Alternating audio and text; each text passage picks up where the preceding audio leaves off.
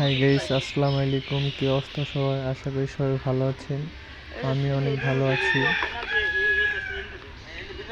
নামাজ টামাজ পড়ে চলে আসলাম গরু কোরবানি দেওয়ার জন্য। আমার দুই কাকা মিলে গরুর পা বাঁধতেছে। আমার দুই কাকা মিলে গরুকে শুয়ে ফেলেছে। আমাদের কোরবানি দেওয়া শেষ। আমার কাকা এখন গরুর গলার রগটা ভালো করে ছোট ছুরি দিয়ে কাটতেছে। আমাদের গরুর চামড়া সারানো শেষ, এখন মাংস বানানো হচ্ছে।